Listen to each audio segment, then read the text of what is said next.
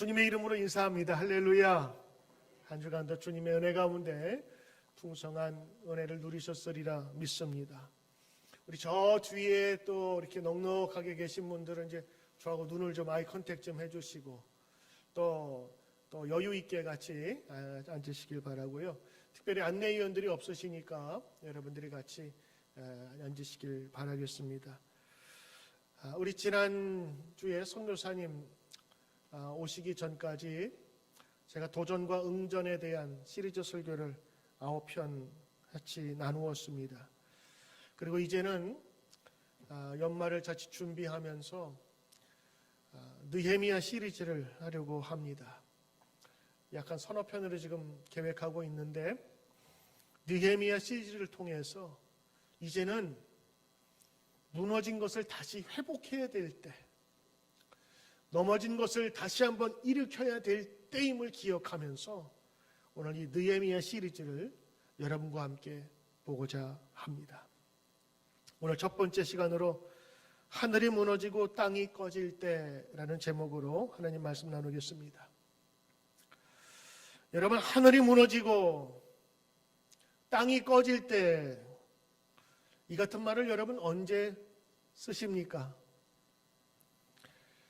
세상에 살면서 어려움과 고난을 당하면서 하늘이 무너지는 듯한 경험을 하신 분이라면 오늘 이 느헤미야의 이야기가 크게 들릴 것입니다.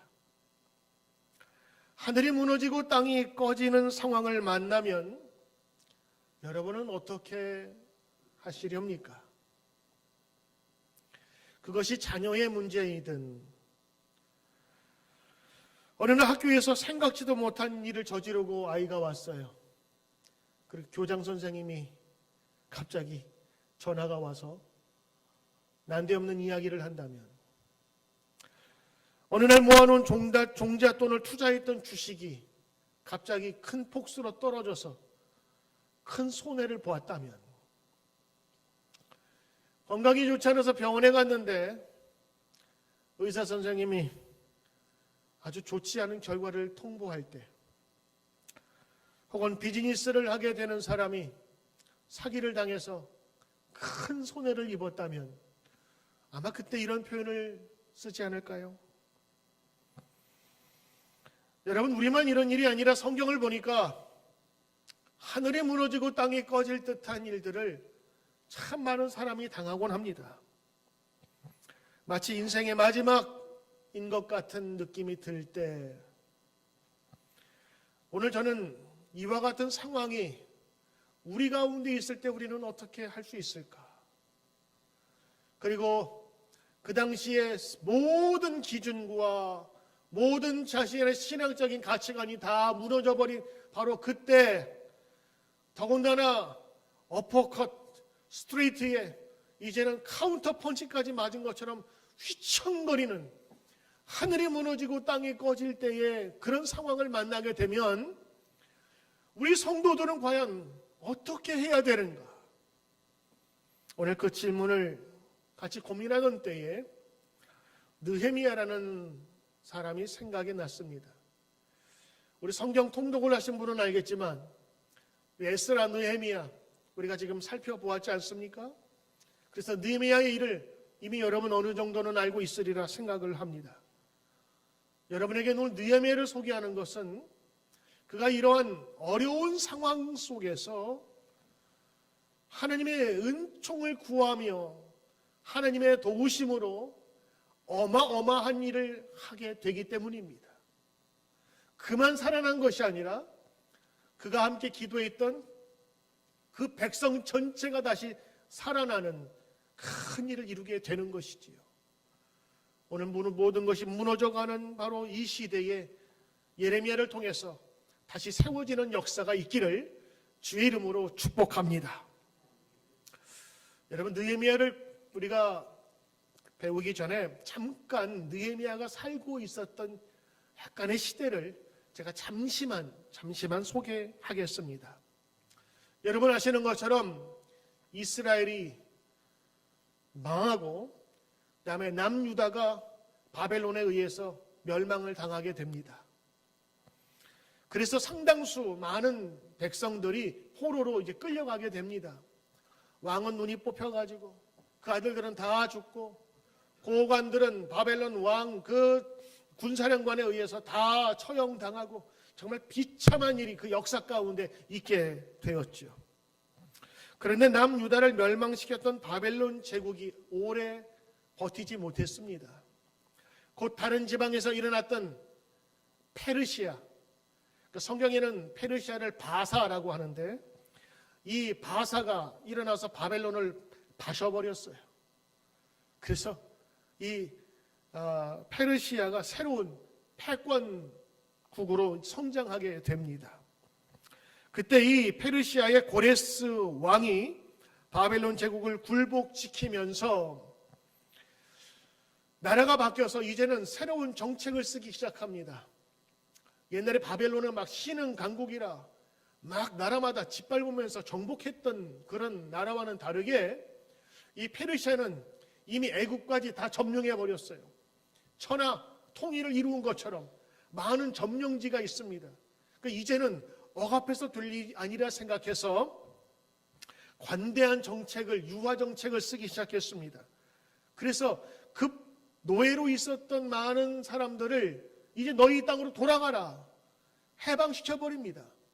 왜냐하면 그 땅에서 이 제국의 안녕을 위해서 기도해 주길 바라며 종교 정책을 쓰고 그들이 돌아가서 농사를 짓고 산업을 일으켜야 조공을 많이 받을 수 있기 때문에 정책을 바꾸게 되는 거예요.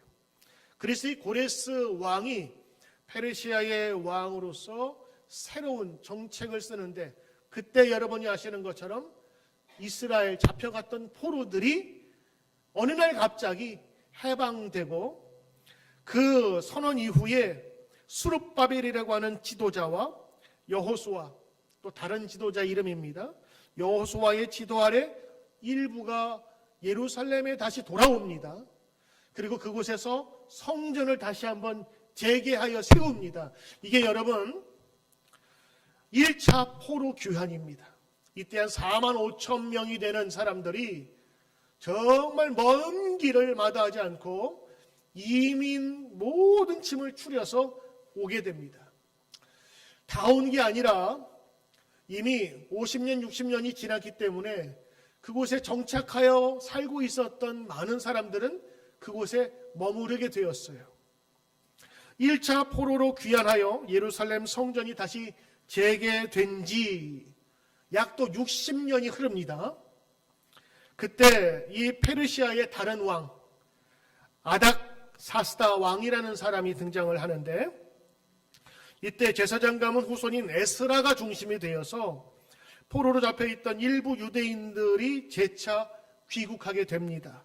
그때 종교개혁을 단행하고 정신적인 영적인 이 개혁 작업을 하게 되는데 그때 바로 이 사건이 제2차 포로 귀환이라고 그래요. 그러니 멸망해서 포로 생활을 70년 후에 고레스 왕의 친령으로 한 5만 명이나 되는 사람이 1차 귀국을 합니다. 그래서 예루살렘 성을 세워요. 그리고 다시 60년이 지난 이후에 2차 귀환이 이루어져서 영적인 개혁 작업 회복을 이룹니다. 그리고 다시 그 12년이 지난 이후에 오늘 이 느헤미야라는 사람이 다시 무너진 그 성벽을 위해서 다시 예루살렘으로 가는 이야기가 나오게 되는데 그때의 느헤미야의 이야기입니다. 그러니까 여러분 느헤미야는 포로로 잡혀간 그 땅에서 아마 태어났을 가능성이 많아요. 보통은 포로로 잡혀가서 거기에서 끌려온 1세들이 포로 생활을 하면서 거기에서 벌어지는 일들을 기억을 하고 있었는데 이 느헤미야는 3세, 한 4세 정도 되는 인물이에요. 포로기 때부터 벌써 몇 년이 지났습니까? 60년, 12년, 한 130년, 140년 지난 이야기입니다. 지금 우리로 따지면 여러분 1850년도의 이야기라 할까요? 그만큼 그 속에서 많이 자라서 이 느헤미야는 페르시아 제국에서 정기 교육을 받고 나름대로 성공한 사람이에요. 입지전적인 사람이었습니다. 그가 등용문하게 되었어요. 관리로서. 나름대로 성장하면서 가장 고위직에 올랐던 사람이 아닌가 싶을 정도로 그가 높은 자리에 오르게 됩니다. 오늘 여러분 성경 1절에 보면 아닥사스다 왕 제20년에라고 기록되어 있거든요. 그러니까 아마도 평안한 상태가 계속된 상태의 느헤미야의 이야기입니다. 상황이 좀 어떤 상황인지 아셨을 겁니다. 자세히 읽어보면요, 느헤미야가 아닥사스다 왕의 술 관원이라고 표현을 하고 있는데 제가 볼 때는 그건 잘못된 이해 같아요. 처음부터 술 관원이 아니었습니다. 물론 술 관원으로 있다가 하나님의 부름을 받고 예루살렘으로 갔지만 처음에는 술 관원이 아닌 고위 공무원 정도 됐을 겁니다. 왜냐하면 그는 억울한 소식을 고국이 무너졌다고 하는, 그리고 고통당한다고 하는 그 소식에 비통해하면서 하나님께 기도하고 그가 나중에 술관원이 되는 것을 보면 그렇게 볼 수가 있는 것이지요. 여러분, 고위 공직자로 있었기 때문에 다른 사람들은 1차 귀환, 2차 귀환 그때 하나씩 있었지만은 그는 거기에 머무를 수밖에 없었습니다. 근데 느헤미야의 친동생 하나니가 있는데 조국 땅에 갔다가 몇 사람을 데리고 그에게 다시 돌아왔습니다. 먼 길을 갔다 온 것이죠. 아마도 하나니는 에스라가 주도하는 2차 포로 귀환 때 그 예루살렘에 간 것으로 기억하는 거예요. 근데 느헤미야는 갈 수가 없었죠. 그는 고위직이었기 때문에 움직일 수 없었습니다. 근데 조국으로 돌아간 이 하나니 동생이 예루살렘의 극도로 어려워진 형편 속에서 더 이상 살 수 없는지 그것을 보고를 하러 자기 형에게 와서 이야기를 합니다. 동생의 말을 들어보니 고국에 돌아간 유다 백성들은 큰 어려움과 수치를 당하고 있다고. 성벽이 무너져 버렸대요. 성문이 주저앉았어요. 불탔어요. 누구에 의해서? 그 적들에 의해서. 성문이 없는 성은요, 이미 성이 아닙니다. 그만큼 수치와 능욕을 당하는 그 백성들의 소식을 들었어요. 직접 자기 동생에게 들었어요. 그리고 그것을 전하는 동생도 흐느끼면서 이것을 전했을 겁니다. 근데 이 소식을 들은 이 느헤미야가 오늘 성경을 보니까 앉아서 울었다 그랬어요. 내가 이 말을 듣고 앉아서 울었습니다. 수일 동안을 슬퍼했습니다. 그러는 가운데 하나님 앞에 금식하며 기도했습니다. 많은 분들은 이것을 그냥 한 절만 읽다 보니까 느헤미야가 저 소식을 듣고 슬픈 소식을 듣고 곧바로 기도했구나 생각하는데 여러분 성경을 자세히 읽어보면 그렇지 않습니다. 슬픔과 애통이 먼저였습니다.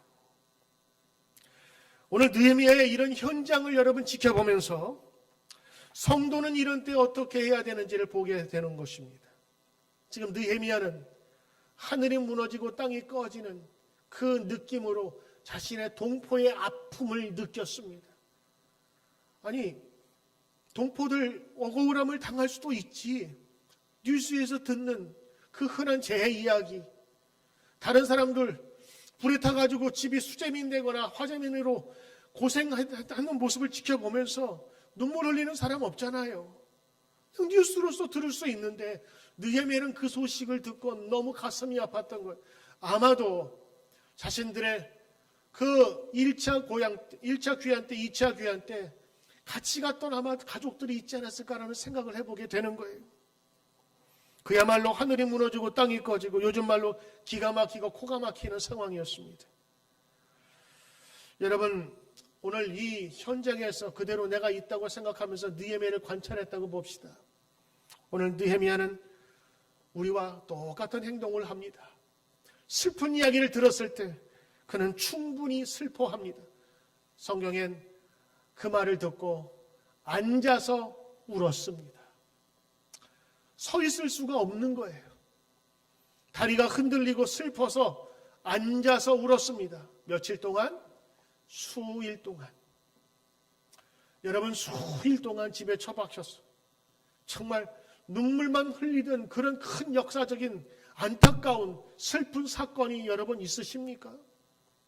느헤미야는 그렇게 울었습니다. 그것으로 끝난 것이 아니었습니다. 그는 이 아픔과 슬픔을 하나님께 가져갔습니다. 보통 보면요, 사람들 이런 어려운 일이 당하면 힘드니까 기도해라고 얘기하지만 여러분, 이런 일 당하면 기도가 안 나옵니다. 기도하고 싶어도 그 슬픔 때문에 기도할 힘도 잃어버려요. 저는 오늘 이 모습 보면서 느헤미야의 지극히 인간적인 모습을 봅니다. 그는 이국 땅에서 철저하게 훈련하고 공부하며 출세 가도를 얻은 성공한 사람입니다. 얼마나 지독하게 그 이방 땅에서 성공했었겠어요. 피도 눈물도 나지 않을 그 사람이 펑펑 웁니다. 그것도 며칠 동안. 그에게는 충격적이었습니다. 그런데 오늘 느헤미야는 이 아픔을 가지고 그냥 있지 않고 하나님께 나아갔어요. 그리고 기도합니다. 많은 분들이 설교를 하거나 강해를 하면요, 느헤미야의 기도라고 해서 5절부터 11절까지 아주 자세하게 설명을 합니다만 저는 그것이 좀 마음에 들지 않더라고요. 왜냐? 오늘 이 느헤미야의 기도는요, 만약에 배우더러 이걸 한번 딕션을 해봐 그렇다면, 사전 리딩을 해보라 그러면 아마도 슬픔에 가득하고 며칠 동안 울어서 눈이 퉁퉁 붓고 목이 메마른 상태로 이것을 읽어야 된다고 생각해요. 근데 많은 사람들은요, 무슨 독립기념문 선언하듯이 슬픔과 아픔으로 하나님께 이런 식으로 읽고 이해하거든요. 저는 제가 좀 각색을 해보았습니다. 오늘 이 느헤미야는 슬픔으로 하나님께 나아갑니다. 슬픔을 가지고 나아가는 거예요.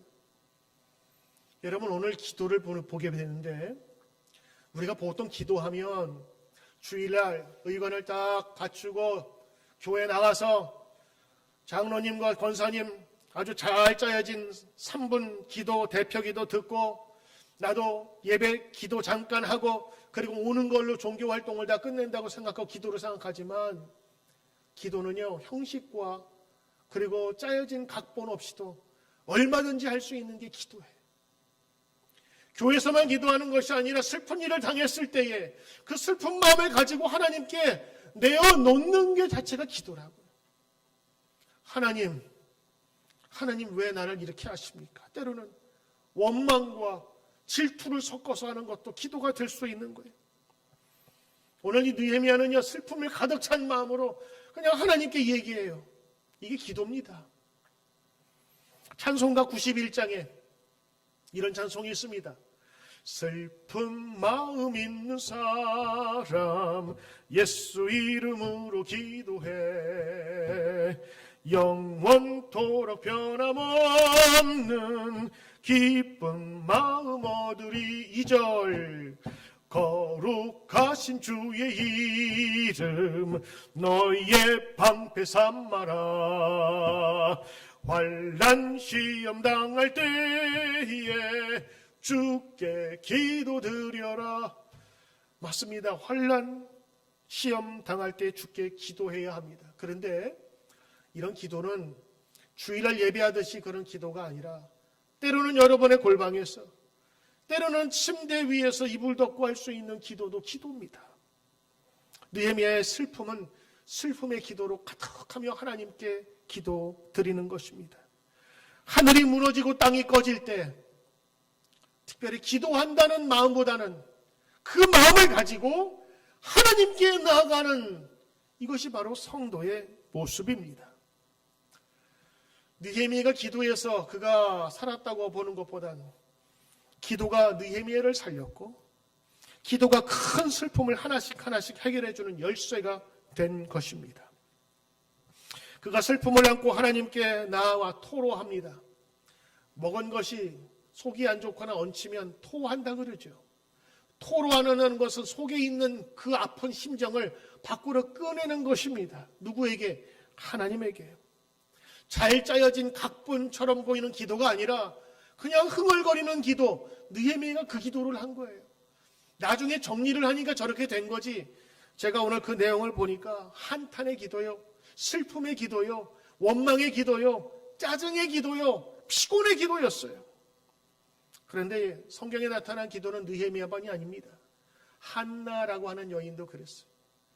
분인나라고 하는 그 여인이 얼마나 괴롭히고 자기 아픈 부분을 건드렸던지, 하나님 아들 하나만 주세요라고 기도했던 그 안타까운 절기와 같은 기도를 엘리 제사장이 뭐라 그래요? 한나야, 술 좀 마시고 오지 마. 그럴 정도로 그는 흐느끼면서 기도했어요. 모세는 하나님께 죽여달라고까지 기도합니다. 다윗은 어때요? 대적들을 향해서 저 대적들을 다 갈아엎어 주세요라고 할 정도로 자기의 속마음을 다 드러내요. 그것이 우리는 기도라고 보고 있지만 사실은 자기의 속마음을 다 드러내고 하나님 앞에 고하는 것, 이것이 바로 느헤미야의 슬픔에 처했을 때 그가 한 일이었습니다. 그는 하나님께 나았어요. 그리고 하나님의 자기의 속내를 드러내기 시작합니다. 이게 바로 느헤미야의 기도입니다. 오늘 저는 느헤미야의 기도 속에서 우리가 배울 수 있는 한 짤막한 몇 가지를 여러분과 나누고자 합니다. 첫째, 기도하는 대상에 대한 고백입니다. 이렇게 기도합니다. 5절에 보니까 한번 말씀 좀 띄워주세요. 이제 종들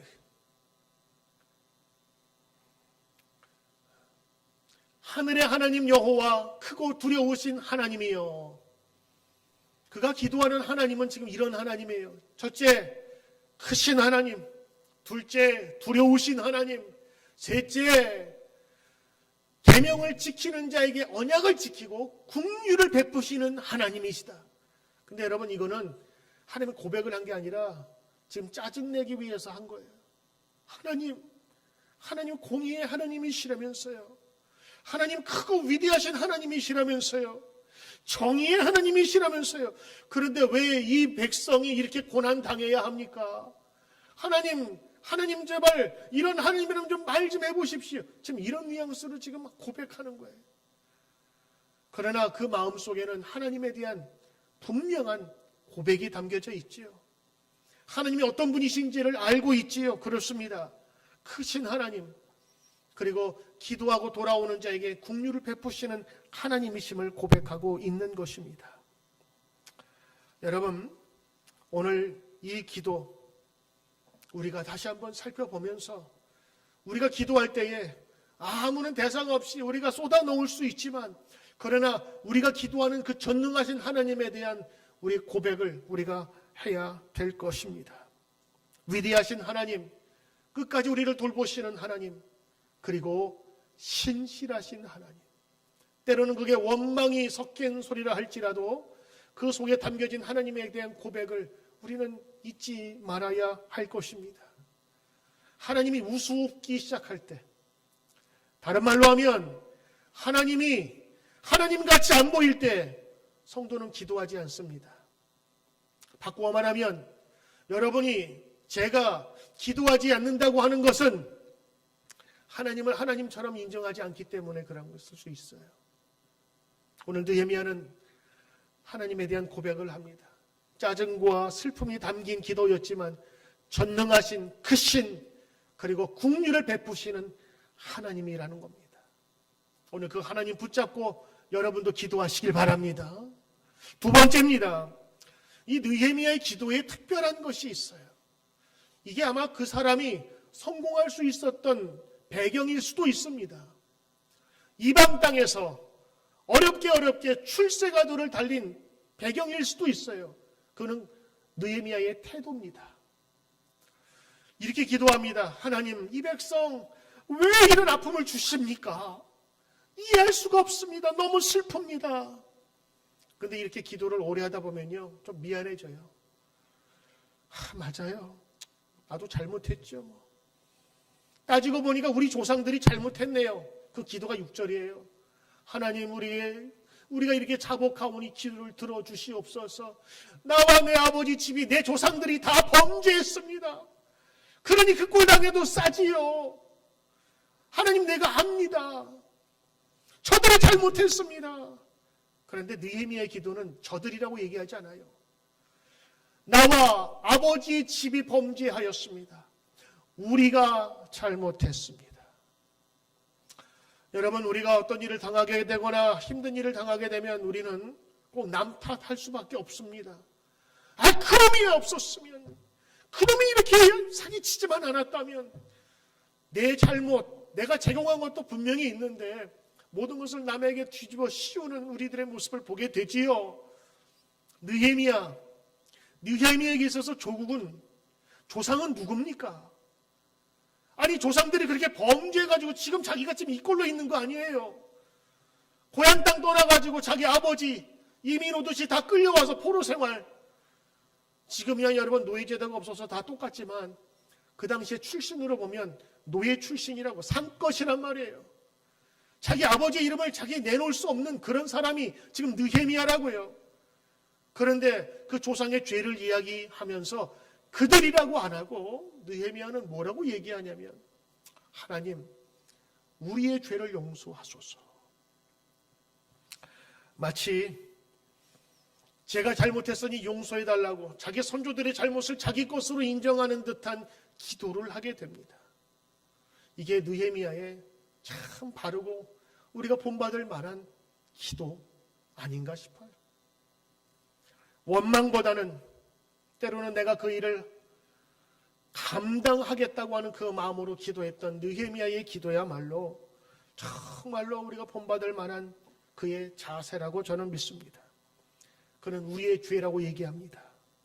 마치 동족 전체가 저지른 죄를 자신의 죄처럼 여기며 회개의 기도를 드리고 있는 것이지요. 그는 단지 느헤미야 개인으로 있는 것이 아니라 동족 전체의 아픔을 자기 것으로 보면서 그렇게 기도하고 있는 것입니다.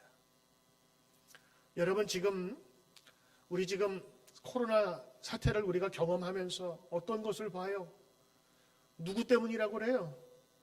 자연 발생한 건지 모르지만 하여간 대통령부터 누구 때문이라고 다 뒤집어 씌우고 공격하잖아요. 내 잘못 아닌데 쟤네들 때문이라고 우리 지금 그렇게 살고 있잖아요. 대통령 선거 보면서 예전에는 점잖았던 대통령 선거가 서로 이제는 너무 이야기하기도 창피한 그런 각축전이 되고 말았어요.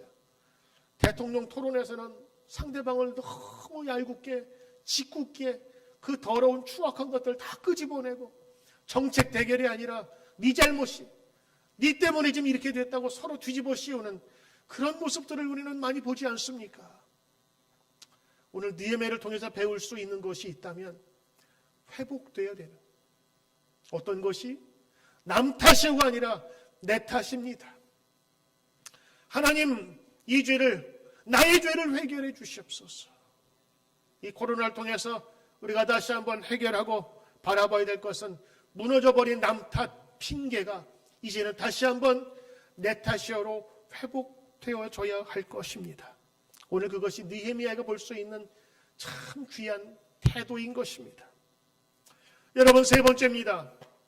말씀과 언약의 근거에서 느헤미야는 하나님 앞에 다가갔습니다. 여러분, 기도할 때 느헤미야의 접근법을 보십시오. 하나님 그냥 주세요, 하나님 도와주세요라가 아니라 근거를 댑니다. 하나님, 우리 조상이 잘못했습니다. 아니, 제가 잘못했습니다. 압니다. 그런데 이 백성이 어떤 백성입니까? 하나님께서 모세를 통해서 약속하신 백성 아닙니까? 하나님께서 살리신 백성 아닙니까? 그리고 나중에는 다시 한번 언약을 세워서 든든하게 그 나라로 세우겠다고 약속하신 백성이지 않습니까? 지금 이렇게 얘기합니다.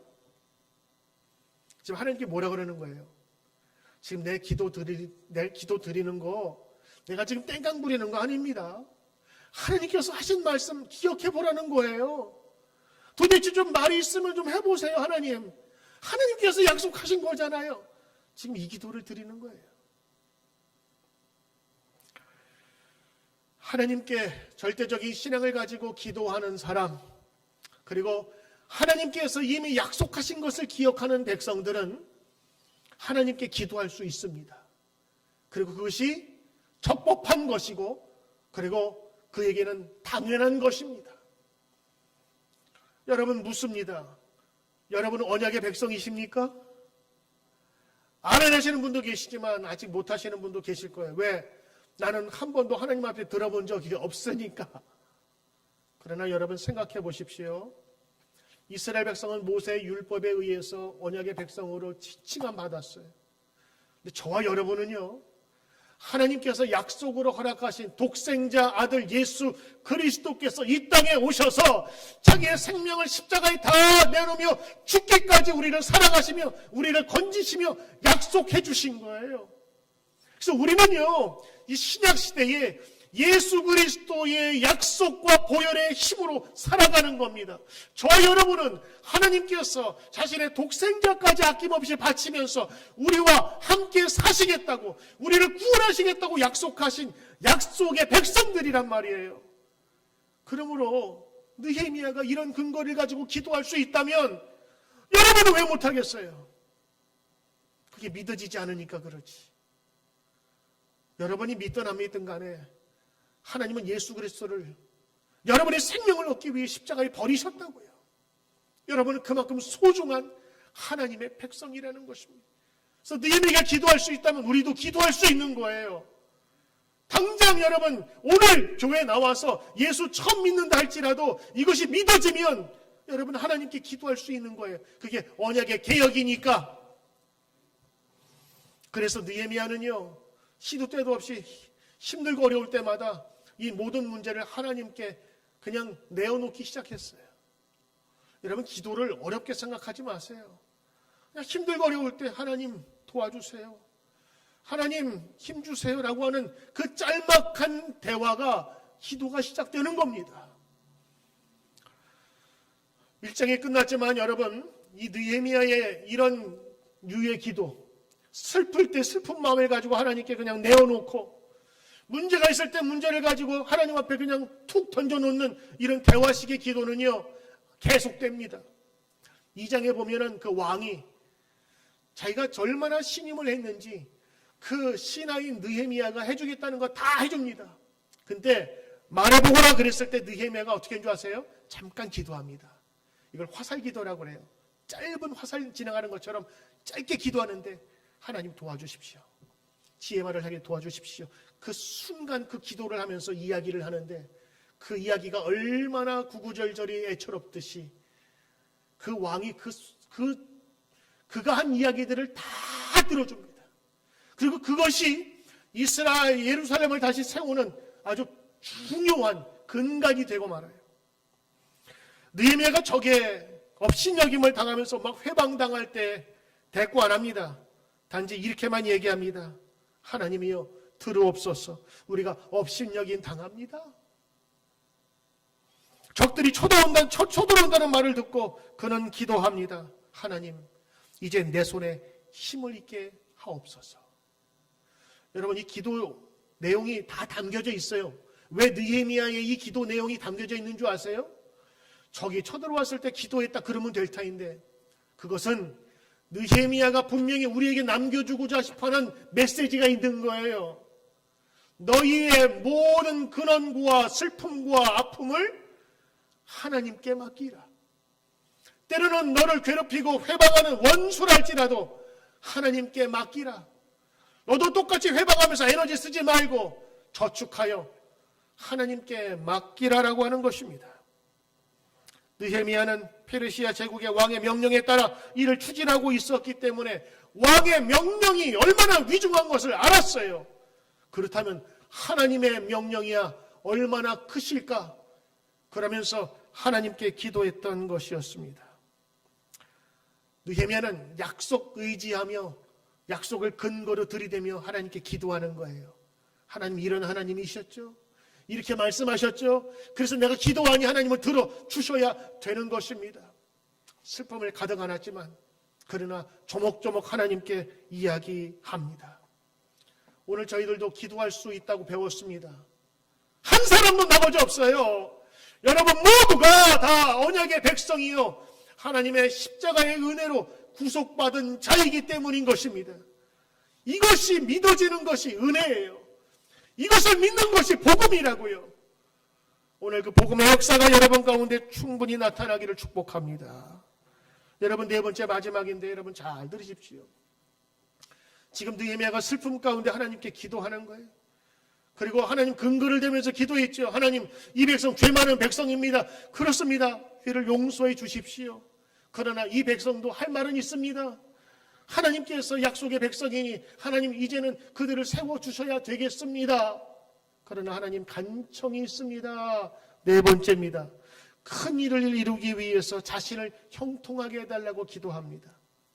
여러분 자신을 위해서, 여러분 비즈니스를 위해서, 여러분 건강을 위해서, 여러분 미래를 위해서 기도하는 것은 전혀 부끄러운 일이 아닙니다. 왜냐? 오늘 자신을 형통해달라고 기도하는, 이렇게 기도해요. 11절 중요합니다. 주여 구하오니 기도하오니 귀를 기울여 주십시오. 주의 종의 기도와 주의 이름을 경외하는 기뻐하는 종들의 기도를 들으시고 응답하길 바라는데 오늘 종이 느헤미야가 형통하게 하소서, 잘되게 하소서. 이 사람들 앞에서 이 아닥사스다 왕입니다. 은혜를 입게 하소서 하였더니 그때에 내가 왕의 술 관원이 되었느니라. 기도는 어디서 끝나냐면 하옵소서로 끝나요. 하였더니 그 다음부터는 자기 간증의 얘기입니다. 그랬더니 내가 그때 술관원이 되었지 뭐니. 지금 1장에는요 느헤미야의 기도와 그의 간증이 같이 들은 자기의 삶의 이야기가 같이 들어있는 것이었습니다. 성경을 따져보니까 아마도 4개월 정도 걸린 것 같아요. 이 기도가 전해에 10월 11월에서 시작한 이 기도가 한 그 다음 해에 3, 4월에 이루어졌으니까 한 4개월 정도 그가 기도했을 때 어느 날 왕으로부터 이제는 백악관으로 들어와라, 그 이야기를 듣고 술관원이 됩니다. 그때 내가 술관원이 되었느니라. 언제? 하나님께 간구하며 형통을 위해서 기도했을 때. 여러분, 이 말은 비즈니스 하는 사람에게는 비즈니스의 길이 열리는 거고, 공직자 있는 자에게는 높은 자리로 승진하는 것이고, 그렇지 않겠어요? 술관원이 되었다 그러니까 여러분 아주 우습게 보시는 분이 있어요. 술관원, 뭐 지금의 바텐더라고 생각하는 분이 계시거나 아니면 주류업자, 무슨 소주나 맥주 이렇게 배달하는 중간 도매상으로 생각할지 모르는데, 술관원이라는 것은요 술만 취급하는 게 아니었습니다. 이거는 아주 중요하고 믿을 만한 사람들에게 맡기는 요직입니다. 왕은요, 페르시아의 왕은 그 당시에 전국을 통치하고 있는 왕이에요. 그러다 보니까 지방에 있는 군소, 호족 세력들 다 초대해가지고 매일 벌이는 것이 잔치라고요. 그들을 잘 둘러매고 접대를 해야 되는 거거든요. 그러다 보니까 뭐가 필요해요?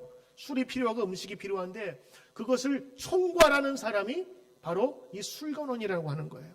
지금 말하면 대통령 경호실장의 왕의 최측근이라고요.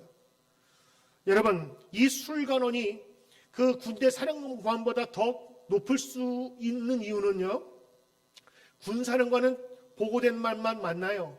근데 이 술관원을 맡은 사람은요 수시로 만나는 겁니다. 그리고 왕의 마음을 기쁘게 해야 되기 때문에 유머도 해야 되고요, 왕의 슬픔과 기쁨을 적절하게 배별해서 그 모든 앉는 자리 이런 거 다 구별하는 자리입니다. 얼마나 중요한 자리입니다. 그래서 이 대화를 함께 나눌 수 있다고 하는 그 자리는 아무나 할 수도 없는 거예요. 왜냐하면 그 당시에 왕들이나 황제들은 독살당하는 게 많았기 때문에 여러분 음식에 대해서 특별하게 신경을 썼는데 그 자리를 누구한테 준 거예요? 느헤미야에게 준 거예요. 느헤미야는 지금 천하를 얻은 것보다 더 강하다고요. 그는 출세한 사람입니다. 가장 높은 자리에 올라간 사람입니다. 이제는 더 이상 기죽을 필요도 없어요. 자기의 과거의 이야기를 하지 않아도 신문 세탁하지 않아도 될 만큼 이제는 모든 것을 가진 권력자가 되었습니다. 그동안의 보상과 고난을 보상받을 수 있는 자리에 올랐던 것이지요. 사람은요 높은 자리에 오르거나 돈이 갑자기 생기면 변한대요. 그런데 오늘 느헤미야는 변한 게 별로 없더라고요. 이것이 느헤미야의 끈질기고 그의 가장 우리가 배울 만한 태도인 것입니다. 느헤미야는 권력과 그리고 돈에 병들지 않았습니다. 그의 가슴에 민족을 사랑하는 마음이 계속해서 있었던 것이지요. 그는 분명하게 이야기합니다. 하나님께서 은총 주셔서, 하나님께서 도와주셔서 내가 기도했더니 그때 내가 술간원이 되었다. 이거는 지금 자기 후배들이나 자기의 아들뻘 되는 사람들에게 간증을 하면서 지금 이야기해 주는 겁니다. 술간원의 직책을 성실하게 수행합니다. 그 자리는 기도에서 얻은 자리이기에 더욱더 그에게는 소중했습니다. 그리고 간증합니다. 느헤미야의 기도에서 여러분 기도만 보시는데 오늘 느헤미야 1장 1절은 중요합니다. 11절은 아주 중요합니다. 그리고 11절의 마지막은 더 중요합니다. 왜? 그에 대한 기도의 응답이었고 살아있는 하나님을 체험했기 때문인 것입니다. 내가 그때 술간원이 되었지 뭐니. 그 어려운 자리에 나 같은 천민 출신은 거기 끼어들지도 못할 바로 그 자리에 내가 되었지 뭐니. 그러므로 느헤미야는 1장은 이것으로 마칩니다. 2장은 빠른 국면으로 벌써 느헤미야가 지금 예루살렘에 가 있는 장면이 나오는데 여러분 1장은 왜 중요하냐? 느헤미야가 왜 그런 일을 하게 되었는지, 어떻게 그런 고난을 얻었는지 거기를 설명하고 있는 거예요. 슬픔에 빠졌던 이 느헤미야가 어떻게 셈을 어떻게 이룰 수 있었는지 그 다시 일어나는 힘을 보여주는 거예요.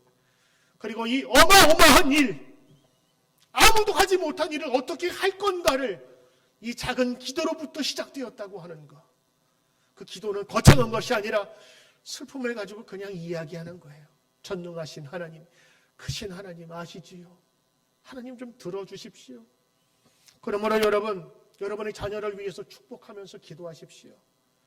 자녀가 자고 있으면 손을 얹고 기도하세요. 하나님, 이 아들 축복하십시오. 이 아들은 하나님께서 세우신 아들입니다. 하나님, 이 딸을 축복해 주십시오. 한번 해보세요. 정말 해보세요. 애들이 자면서 눈을 안 떠요. 지금 뭐 하는지 아니까. 눈 뜨면 분위기 이상해지니까. 그런데 한번 진짜 해보세요. 집사님 한번 해보세요. 출근할 때 아이 자고 있으면 그냥 가서 머리에 손 얹고 다른 거 없어요. 하나님 형통케 해주세요. 이 아이가 하나님 앞에 쓰임받게 해주세요. 근데 아이가 들어요. 그리고 듣지 않아도 하나님께서 들으세요. 그리고 이런 고백을 할지 누가 알겠습니까? 그때 내가 술간원이 되었어. 술간원이 된 거 우습게 여기지 마세요. 최고위층의 고위층, 성공의 가장 끝, 여러분 그 자리까지 올라가게 되는데 아주 쉽게 얘기하잖아요. 그때 내가 술간원이 되었어. 다시 일어나는 느헤미야 보셔야 됩니다. 우리가 어떤 상황에 처하건 간에 가장 먼저 도움을 청해야 될 분이 있는데 바로 하나님이시라는 거예요. 위대한 찬송 작가가인 조셉 크리리브는 그가 이렇게 글을 썼습니다. 얼마나 우리는 자주 평화를 잃습니까? 얼마나 쓸모없는 고통을 우리는 짊어지고 있습니까? 이 모든 짐을 짊어지고 가는 이유는 기도로 주께 내려놓지 않음이네. 기도로 내려놓지 않음이네. 그렇습니다. 기도 안 하면 그냥 짊어지고 가는 거예요. 느헤미야는 그것을 토로했어요. 하나님에게 맡기듯 내어놓았어요. 성경 히브리서 4장 16절은 이렇게 얘기합니다. 그러므로 우리는 긍휼하심을 받고 때를 따라 돕는 은혜를 얻기 위하여 은혜의 보좌 앞에 어떻게? 담대히 나갈 것이라. 기도의 보좌 앞에 나아갈 것이라. 무엇하기 위해서? 긍휼하심을 받기 위하여. 하나님은 우리 인생 전체의 동역자가 되고 싶어 하십니다. 그러나 사람들은 혼자 가려고 하지요. 우리의 종종 신앙의 잘못은 이러합니다. 모든 짐을 혼자 짊어 가거나 아니면 모든 짐을 하나님께 맡겨버리거나. 하나님께서는 우리를 통해 역사하시기 위하여 우리를 축복하십니다. 여러분의 자녀를 축복하는 것입니다. 그래서 저는 여러분의 자녀들의 축복을 빼놓지 않고 기도합니다. 가정에 가서 신방을 가건 하나님 이 가정에 복을 주시되 자녀의 자녀가 복이 되게 하시고 부모의 자랑이 되게 하시고 여러분도 자녀를 위해서 축복하면서 기도해야 됩니다. 지금은 근심되고 하늘이 무너지는 일이 있을지라도 여러분 기도하는 부모 밑에 살아난 자녀는 결코 망하지 않기 때문인 것입니다. 하늘이 무너져도 그리고 땅이 꺼져도 우리는 하나님이 계십니다. 오늘도 느헤미야처럼 다시 일어날 수 있습니다. 느헤미야는 하늘이 무너지고 땅이 꺼지는 일을 당했을 때에 하나님께 찾아가 하나님으로부터 힘을 얻고 응답받습니다. 그토록 쉬워 보이는 술건은 되었느니라가 그에게는 평생의 소원일지도 모르는 그것을 간증하고 있는 것입니다. 신실하신 하나님, 약속을 철저히 이행하시는 그 하나님을 신뢰하며 다시 일어납시다. 다시 일어날 수 있습니다.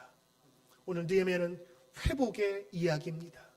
그 회복의 역사가 오늘 예배를 드리며 말씀을 같이 나누는 저와 여러분에게 충만히 나타나기를 주의 이름으로 축복합니다. 기도하겠습니다. 하나님, 하늘이 무너지고 땅이 꺼지는 아픔 속에서 느헤미야는 다시 일어납니다. 하나님께서 일으켜 주셨습니다. 그가 이 아픔과 슬픔을 가지고 하나님께 나아갈 때 그는 자신을 회복시켰고 민족을 회복시켰으며 하나님의 찬양과 감사를 회복시켰습니다. 오늘도 우리 가진 것 없고 부족하나마 하나님의 전능하신 은혜 속에서 거하는 저희 되도록 역사해 주시옵소서. 예수님 이름으로 기도드립니다. 아멘.